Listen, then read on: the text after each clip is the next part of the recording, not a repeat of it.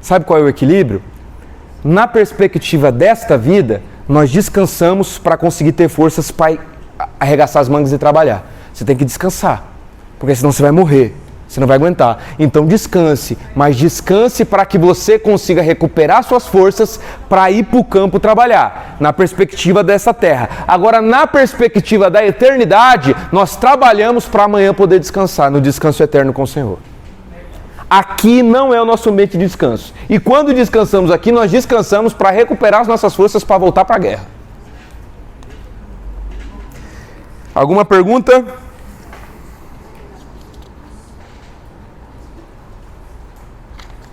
Podemos descansar enquanto os outros sofrem? Não dá, né? Mas Luiz, então eu estou proibido de descansar, mas eu vou morrer também. Você pode, mas entenda que o seu descanso é como se fosse... Imagina um soldado que machucou na guerra, deu um corte na mão. Não é muito grande, mas é um corte. Se você não parar e tratar esse corte, você vai conseguir ser bem efetivo na guerra? Não. Então entenda os seus momentos de descanso, seus momentos de lazer, o momento que você se esvazia dos deveres e dos pesos, como um objetivo para você se refrigerar em Deus e você voltar a ter força. Amanhã a gente volta a lutar de novo. Porque o nosso descanso é na eternidade. Beleza, pessoal? Tá bom, pastor. Agora nós vamos responder agora os desigrejados. Né? Tá cheio de desigrejado aí, né? Oi? Pastor Osmar?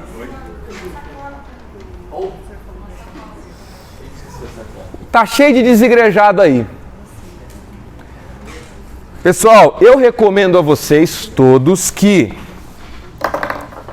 Olha só, essa aula eu planejei bem mal. Me perdoem. Porque, veja só.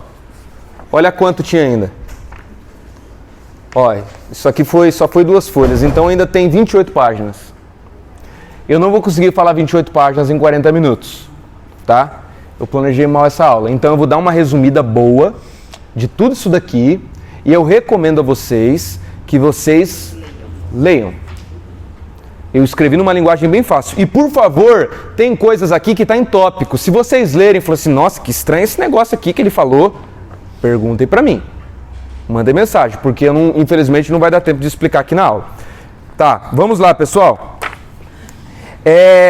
Quando vocês forem ler essas aulas, vocês vão ver que tem alguns teólogos que são citados, que são bem mal falados no Brasil. Por exemplo, Leonardo Boff. Leonardo Boff é de esquerda pesada da teologia da libertação. Você concorda com o Leonardo Boff, Luiz? Não, mas tem alguma coisa que ele falou que é boa.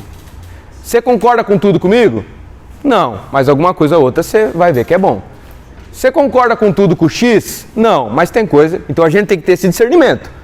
Ver o que é bom no cara e excluir o que é ruim, beleza? Vamos lá. Os desigrejados. Vamos responder os desigrejados, que é o quê? O que são os desigrejados hoje, como nós estamos falando de igreja?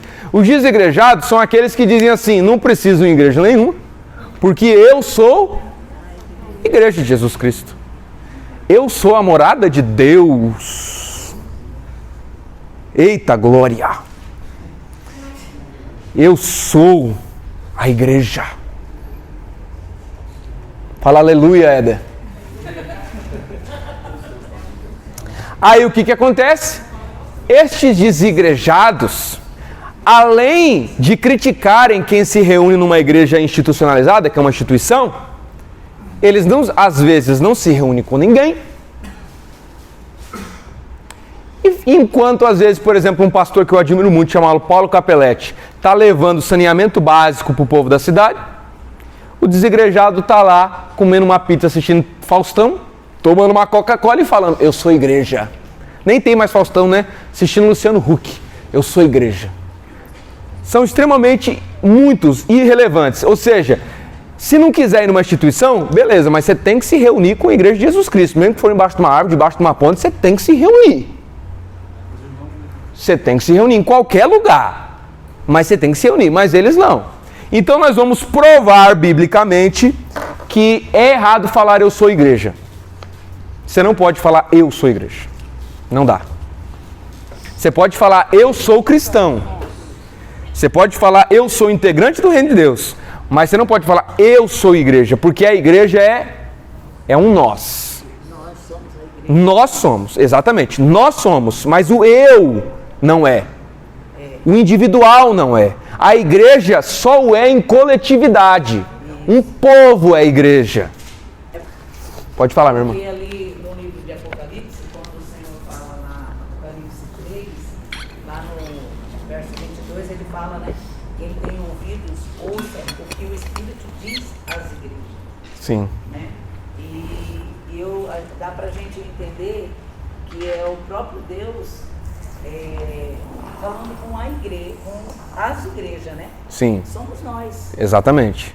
A igreja é um povo. As pessoas têm essa mania, eu digo, de falar, eu sou a igreja. Sim. E nós vamos ver, pessoal, aqui está escrito com mais profundidade, tá? Mas qualquer dúvida vocês podem mandar para mim. Mas nós vamos ver como isso é errado. O primeiro ponto que é errado, eu mostrei para vocês que a palavra eclésia falava sobre uma convocação de um povo. Então a própria palavra igreja, na sua literalidade, já significa uma assembleia de pessoas. Aí eu te pergunto, tem assembleia de um só? Se é um só, não é assembleia. Então, primeiro ponto, esse nome já cai por terra. Segundo ponto, Atos 19:32 fala o seguinte: uns gritavam de uma forma, outros de outra, porque a assembleia cai em confusão. No grego, o que está escrito aqui, assembleia, é eclésia. Vocês lembram que eu falei para vocês que a eclésia era um poder da política grega? Lá em Atos dos Apóstolos, é a manifestação desse poder grego aqui, que o povo conhecia. Que a assembleia caiu em confusão. Por que caiu em confusão? Estava cheio de gente. Porque a assembleia, não existe assembleia de um homem só. Aí tem várias coisas aqui que você pode ler. Agora vamos ler um texto. Hebreus 10:25. Não deixemos de reunirmos-nos como igreja. 2 Coríntios 11:2. Paulo diz que a igreja é um corpo. E quando ele diz que é um corpo, ele diz o seguinte: o olho é corpo sozinho? O dedo é corpo sozinho? Pode dizer o olho, não precisa de você, mindinho? Não. Então, se a igreja é o corpo de Cristo, é impossível alguém ser o corpo sozinho. Veja um texto que eu gosto muito para rebater o desigrejado. 1 Coríntios 14:4. Abre aí. 1 Coríntios 14:4.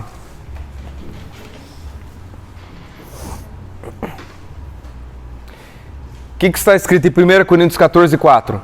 Quem achou, leia bem alto. Fala língua estranha, edifica-se a si mesmo, mas o que profetiza, edifica a igreja. Vamos lá. O que fala em línguas edifica a si, mas o que profetiza edifica aí? Se o desigrejado diz que eu sou a igreja, ele vai olhar para esse texto, olha só como ele vai ficar. O que fala em línguas edifica a si mesmo, mas o que profetiza edifica a si mesmo. Verdade. Porque se a igreja é o próprio eu, e está escrito que profetiza edifica a igreja, ele está dizendo que profetiza edifica o próprio eu. Faz algum sentido? Não. Quando ele está dizendo que o dom de línguas edifica a si mesmo, mas o dom de profecia edifica o povo. Porque a igreja é um povo. 1 Coríntios 14:12. Assim também vós, visto que desejai dons espirituais, procurai progredir para a edificação da igreja. Paulo, prisioneiro de Jesus Cristo, a igreja, Filemão 1, do 1 ao 2, está tudo na apostila aí. A igreja que se reúne na sua casa. Como é que é reunião se só tem um? Não tem como. Tá? Mateus 18, você chegar no teu irmão, vê pecar, repreendeu ele não te ouviu, vai e apresenta-o aí, igreja, mais pessoas. Então você pode dizer que você é um integrante do reino de Deus. Eu sou integrante do reino de Deus. Agora, quando você fala sobre a igreja, não tem como ser igreja sozinho. Você pode se reunir em qualquer lugar, você pode se reunir debaixo de uma árvore, mas você tem que se reunir com irmãos. Porque não existe igreja sozinho. Pergunta sobre isso. Falando, tiver 2 ou 3 reunidos em meu nome, ali eu estou. Exatamente. Sozinho você não pode estar. Sozinho você não pode estar. Toda reunião é a igreja de Jesus? Não. Tem muita igreja aí que se reúne, mas não tem nada a ver com a igreja de Jesus. Mas toda igreja que é de Jesus, ela faz reunião, ela se reúne. Tá? Não existe essa teologia dos desigrejados na Bíblia. Porque eu acabei de falar no começo da aula inicial que a igreja nasce da impossibilidade de nós sanarmos as dores humanas sozinho. Se a igreja é a coletividade que sara uma dor maior que eu não consigo sanar sozinho, como é que você volta para dizer que igreja é sozinho? Se sozinho você não consegue fazer nada. Ou a gente consegue fazer muito pouco sozinho. Não dá. Então não faz sentido nenhum, beleza? Tá, Luiz, mas então o debate do desigrejado é com a institucionalização. É com a estrutura, é com o CNPJ. Precisa ter tudo isso? Jesus não mandou. Não precisa. Se quiser é proibido? Não. Jesus não mandou eu construir um prédio. É proibido? Não, eu posso construir. Jesus não mandou ter ar-condicionado? Não, mas é proibido? Não, eu posso ter. Se você quiser não ter, não tenha. Mas você tem que se reunir com a igreja de Jesus Cristo. Tá? Aí eu apresento para vocês nesse texto um equilíbrio que a gente tem que ter entre a institucionalização e o princípio da eclésia. Por quê? Aí eu vou apresentar uma análise para vocês de um teólogo chamado Eliseu Pereira, que ele diz o seguinte: a igreja tem que tomar cuidado quando ela se institucionaliza. Por quê? Porque quando a gente fala eclésia, fora, extrair, colocar para fora. Mas quando a gente faz instituição, é dentro. Instituir. Então ele diz que todo movimento, como ele precisa sobreviver, ele começa a criar graus de institucionalização, que é o quê? Olha, como a gente quer fazer um serviço do bem, antes a gente precisa sobreviver para fazer esse serviço do bem. Então eles criam mecanismos de sobrevivência, mecanismos de arrecadação, mecanismos de muita coisa para poder sobreviver. Tem problema? Não, desde que não ofusque a missão do Evangelho. Fala, Luizinho. Luiz, esse mesmo princípio se aplica à questão das obras da igreja, porque assim, quando fala em obras, logo vem a justificativa, né? Logo vem aquela justificativa, aquela velha justificativa. Nós não podemos ser um órgão social, assistencialista e tal. Essa é a justificativa, assim, de não fazer. Porque nós somos a igreja, nós não somos um órgão assistencialista e tal. Essa é a justificativa. Mas, ao mesmo tempo, assim, a gente vê outras igrejas, igreja com 1000 membros, por exemplo, dando 5 cestas básicas no mês e se achando... Nossa, nós somos o poder aqui da justiça social na Terra.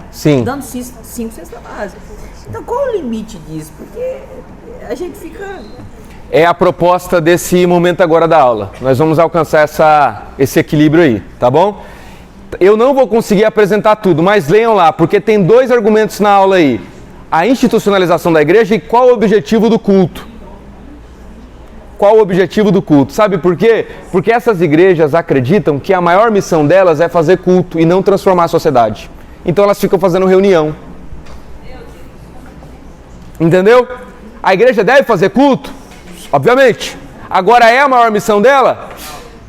Por quê? Porque o culto você pode fazer na sua casa, o culto você faz em qualquer lugar. O culto, Paulo diz, é o corpo entregue em sacrifício vivo. O culto é entregue a Deus. Mas a reunião como igreja, nós fazemos culto, mas ela não existe em prol de fazer reunião.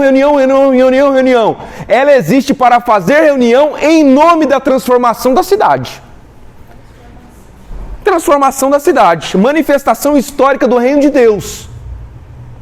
E Luizinho, leia esse restante aí, que está tudo detalhado aí. Aí o que acontece? Sabe o perigo que acontece, que é a proposta aqui? Por exemplo, do sábado.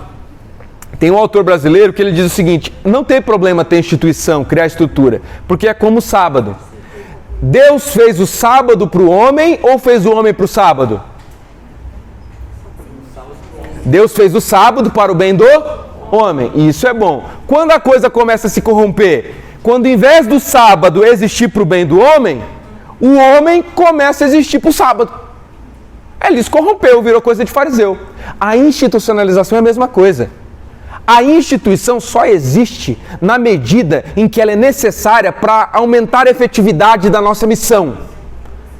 Sabe quando ela se corrompe? Quando eu começo a dizer que você tem que existir para a instituição. Não é você que tem que existir para ela, é ela que tem que existir para você. Não é o povo que tem que existir para a instituição que tem que existir para o povo. Senão vira a mesma coisa do sábado.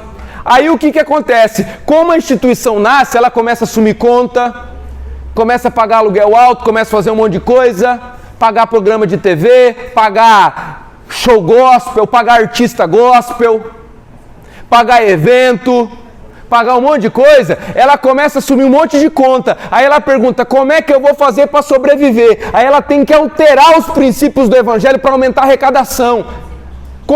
O que você já viu de pregador itinerante para dizer o seguinte, pregador itinerante falando, cara, eu sei que isso não é muito legal e tal, mas como é que eu vou sobreviver? E a fé? Aí, para a gente sair do risco da missão da igreja, a gente cria mecanismos de arrecadação, mecanismos de medo. Se você sair daqui, você é um rebelde. Um monte de mecanismo que visa a existência institucional, existir para dentro. Aí se corrompeu, sabe por quê? Porque a missão da igreja é existir para fora.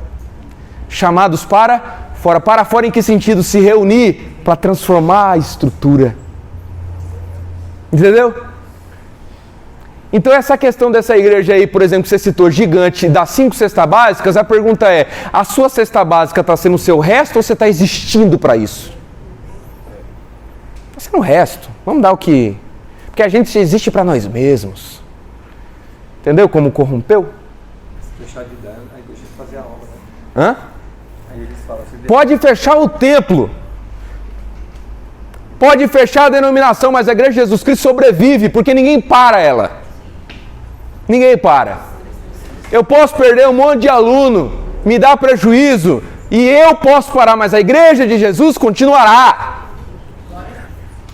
Aí a gente às vezes fica abrindo mão dos riscos da missão e deixa de cumprir a missão do evangelho. Aí sabe o que o Leonardo Pereira diz? Ou Leonardo Pereira não, o Eliseu Pereira? Ele diz o seguinte: Jesus é o bom pastor? Sim, mas como que um bom pastor envia suas ovelhas para o meio de lobos? Porque Jesus disse, eu vos envio a vocês como ovelhas para o meio de lobos. Sabe o que ele diz? Sabe o que é isso?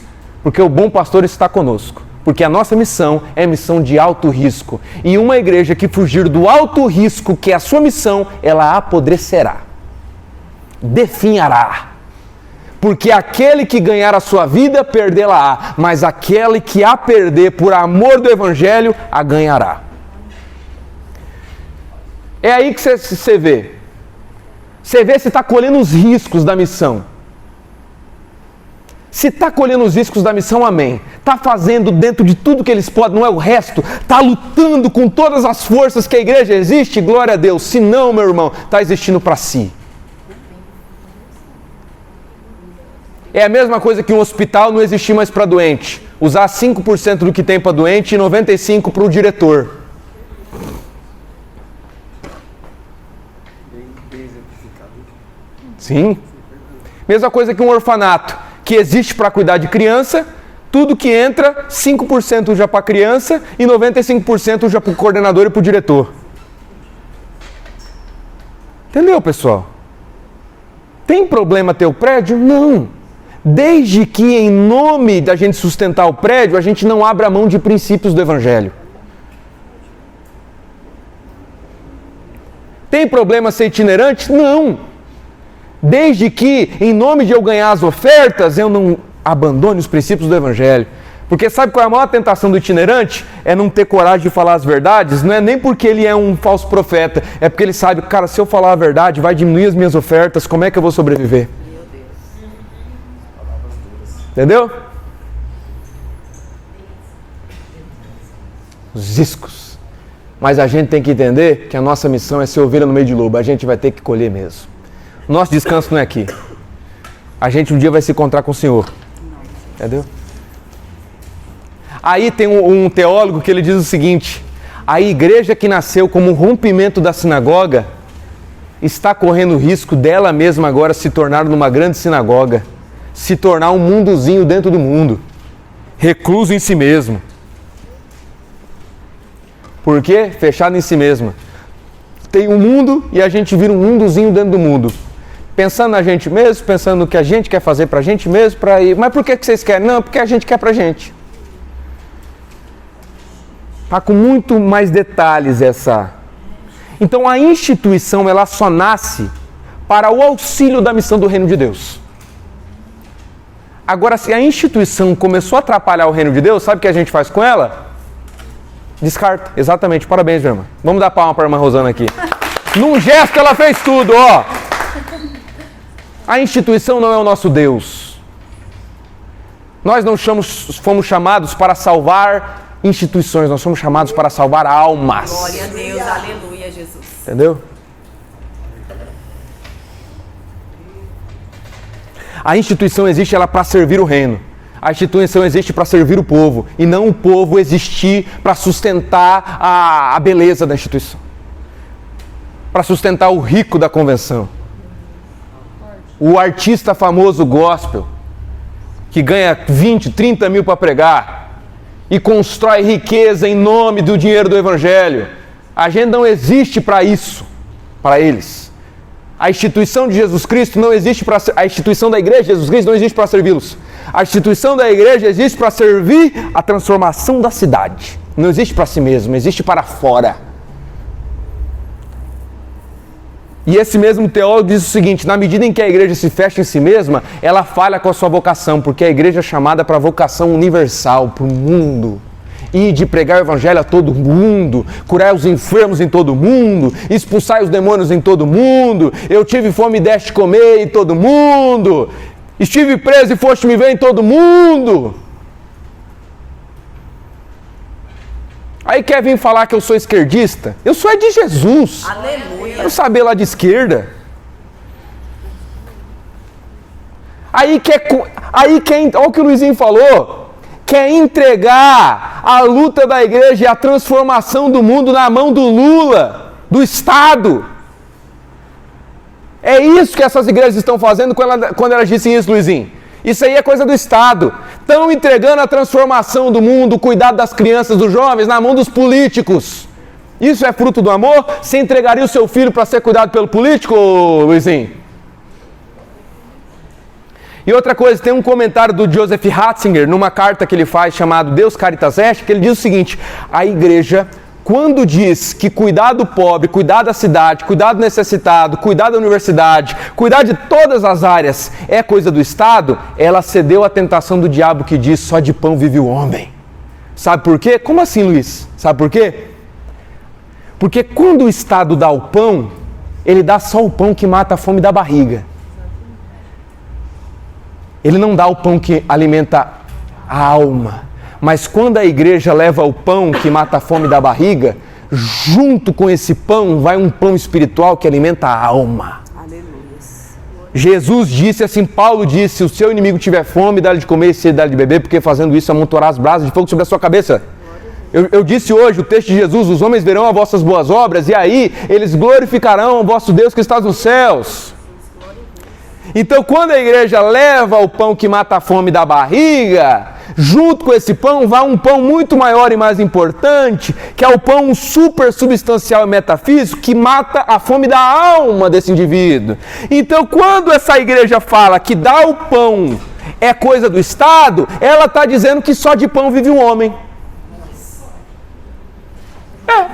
Porque se o Estado dá o pão já é o suficiente, então só de pão vive um homem. Mas não, nem só de pão viverá o homem, mas de toda a palavra que sai da boca de Deus.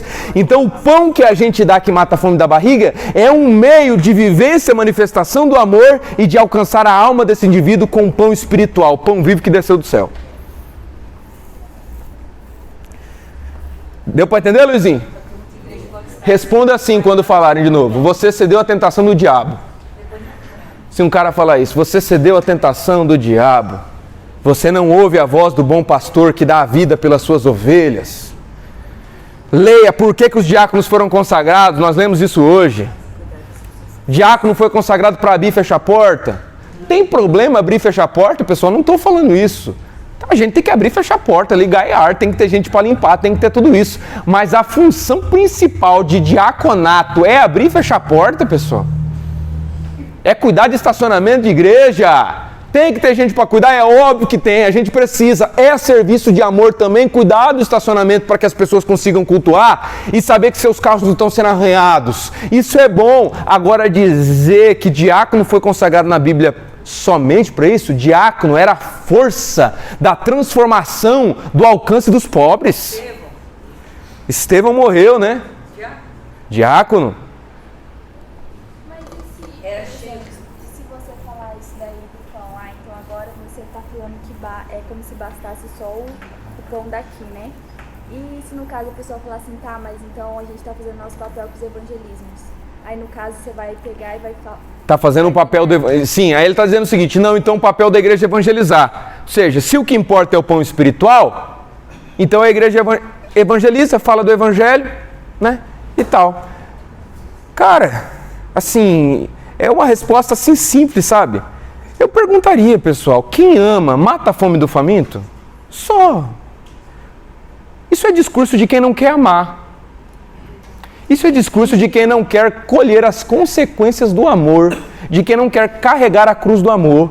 Pessoal, foi eu que disse, leiam lá em Mateus 25, quando o Filho do Homem vier a sua glória e todos os seus santos anjos com ele, então o rei dividirá os justos dos injustos, como um pastor separa as ovelhas dos bodes, e dirá aos justos, vinde benditos de meu Pai, possui por herança o reino que vos está preparado desde antes da fundação do mundo, porque um dia eu tive fome e me deste comer, eu tive sede e me deste beber. Sou eu que estou falando isso, pessoal? Meu Deus! É Cristo! É Deus falando, sabe por que vocês vão entrar? Porque um dia eu estava com fome, eu estava preso, você foi me ver, eu estava doente, foi você me visitar. Então a igreja quer terceirizar, eu tive fome e deste comer pro Lula, ou pro Bolsonaro, ou pro Tarcísio, ou pro Zema, ou pro Trump, pro Elon Musk. Isso é falta de amor. Tá?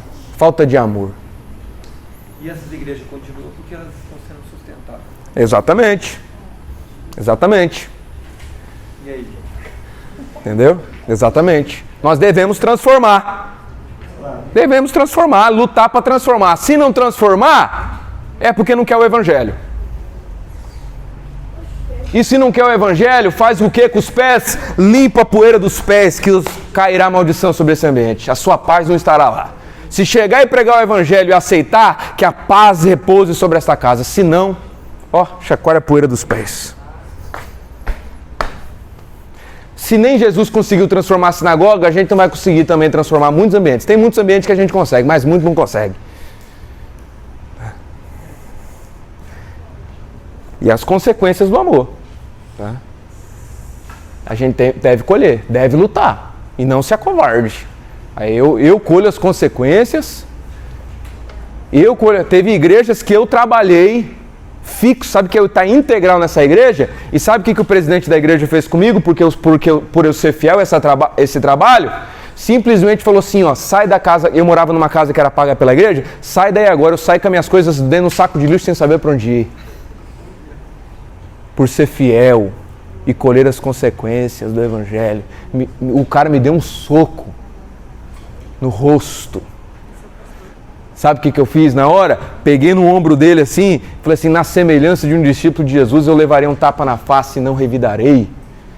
Aí isso foi dentro de um condomínio, o pessoal viu dentro do condomínio, Pedro, sabe o que a conversa começou a espalhar? Rapaz, o pastor deu um soco no menino, o menino pregou pro pastor. Eita, É consequência. Eu poderia estar numa vida bem mais fácil hoje, hein? Bem mais fácil.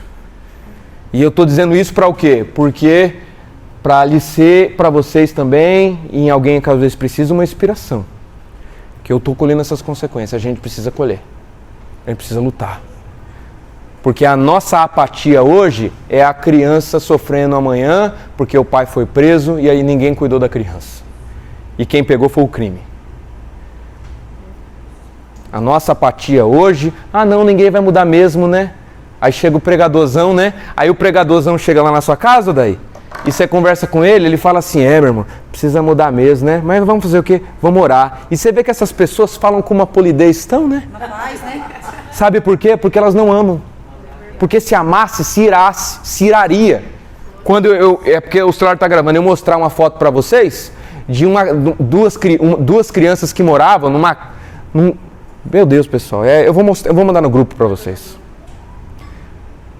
Era um negócio assim, 10% dessa sala morava uma criança deficiente. Criança deficiente que anda de 4 assim no chão. Bateu um vento, derrubou, não tinha nada. Aqui em Dourados. Entendeu? Ele não ama essa criança, porque se ele amasse, ele se iraria como o Senhor se irou quando viu aquela viúva sendo devorada dentro do templo.